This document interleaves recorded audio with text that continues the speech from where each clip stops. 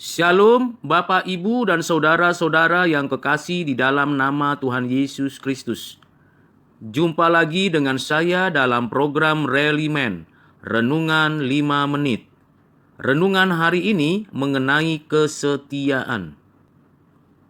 Kesetiaan selalu berkaitan erat dengan janji, komitmen, ketekunan, dan penyertaan.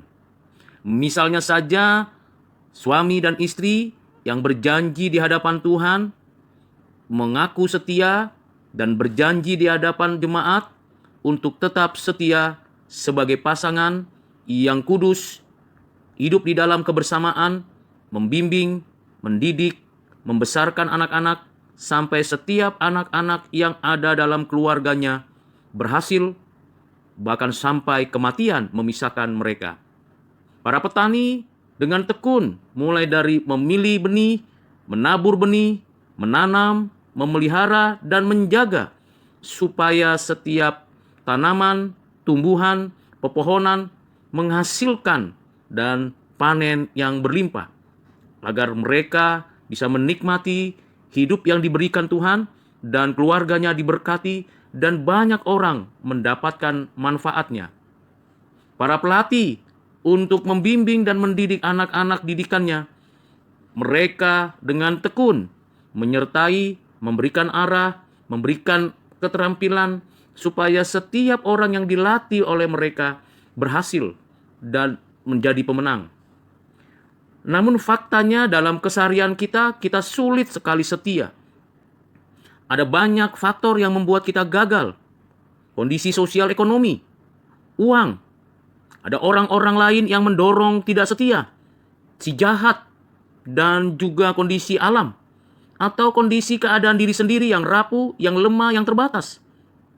Ini dapat membuat seseorang bisa tidak setia pada pasangannya, pada pekerjaannya, pada pelayanannya, dan aktivitas lain. Karena itu, Bapak, Ibu, Saudara yang kekasih di dalam Kristus, kita harus tetap setia di dalam kesetiaan Tuhan. Sebab Tuhan adalah Tuhan yang setia pada dirinya, rencananya, janjinya, semuanya dinyatakannya, dilakukannya dalam segala sesuatu. Kesetiaan Tuhan tidak berubah, kekal, dan sempurna adanya. Kita tahu dan kita melihat dan kita menyaksikan sendiri Tuhan setia menyertai, menolong, menopang, menjaga, dan memelihara umat pilihannya.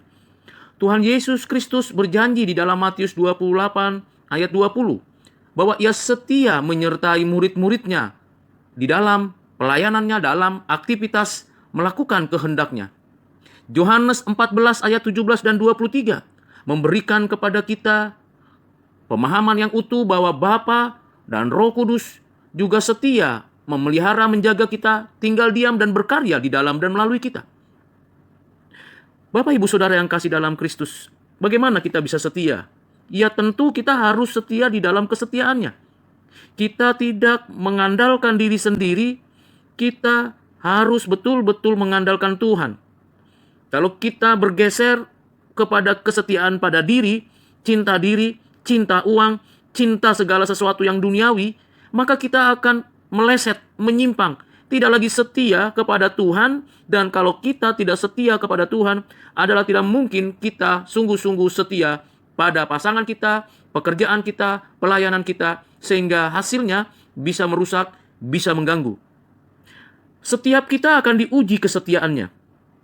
Diuji sampai begitu nyata bahwa kita betul-betul setia pada apa yang sudah kita komitmenkan di hadapan Tuhan. 1 Petrus 1 ayat 7 memberikan kepada kita penegasan bahwa seharusnya kita tahan uji. Karena siapa yang tahan uji sampai akhir, ia akan menikmati dan menerima kebahagiaan.